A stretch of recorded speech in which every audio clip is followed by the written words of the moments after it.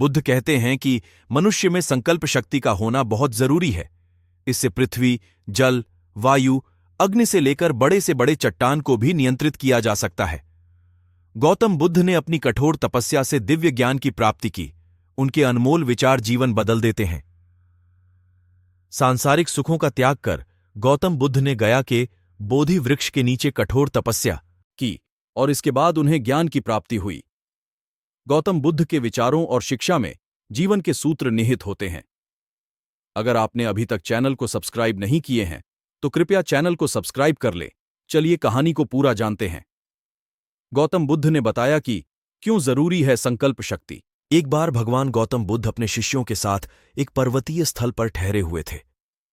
शिष्यों के साथ गौतम बुद्ध शाम के समय भ्रमण करने के लिए निकले। शिष्य और बुद्ध सभी हरियाली, पेड़ पौधे और पहाड़ों के खूबसूरत प्राकृतिक मनमोहक दृश्य का आनंद ले रहे थे। तभी विशाल और मजबूत चट्टानों को देख शिष्य के मन में उत्सुकता जागी और उसने गौतम बुद्ध से पूछा कि इन चट्टानों में तो किसी का शासन नहीं होगा, क्योंकि ये अटल, अविचल और कठोर हैं। शिष्य का सवाल सुनकर गौतम बुद्ध बोले, बिल्कुल नहीं, इन शक्तिशाली, अविचल और अटल चट्टानों पर भी किसी का शासन है, और वह है लोहा। लोहे के प्रहार से इन चट्टानों के टुकड़े टुकड़े हो जाते हैं। यह सुनकर शिष्य ने कहा, तब तो लोहा सर्वशक्तिशाली हुआ। गौतम बुद्ध मुस्कुराते हुए बोले कि नहीं, लोहा भी सर्वशक्तिमान नहीं है, क्योंकि अग्नि अपने ताप से लोहे को पिघला सकती है और इसका रूप परिवर्तित कर सकती है। शिष्य गौतम बुद्ध को धैर्यपूर्वक सुन रहा था। वह बोला, तब तो अग्नि सर्वशक्तिमान है। बुद्ध ने फिर से वैसा ही उत्तर दिया। बुद्ध बोले, नहीं, अग्नि भी सर्वशक्तिमान नहीं है, क्योंकि जल अग्नि की उष्णता को शीतलता में परिवर्तित कर देता है और इस तरह के धधकती अग्नि भी जल से शांत हो जाती है।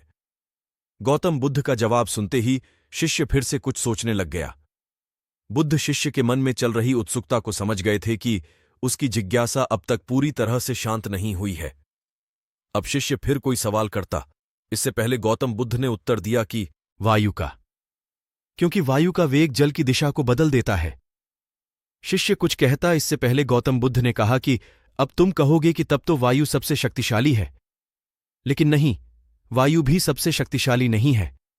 इस संसार में सर्वशक्तिशाली है मनुष्य की संकल्प शक्ति, क्योंकि इससे पृथ्वी, जल, वायु, अग्नि आदि सभी को नियंत्रित किया जा सकता है। इसलिए व्यक्ति को अपने भीतर की संकल्प शक्ति का विकास करने की आवश्यकता है, क्योंकि जीवन में कोई भी महत्वपूर्ण कार्य बिना संकल्प शक्ति के असंभव है। अगर यह वीडियो आप लोगों को पसंद आए तो लाइक, शेयर और कमेंट बॉक्स में कमेंट करना ना भूलें।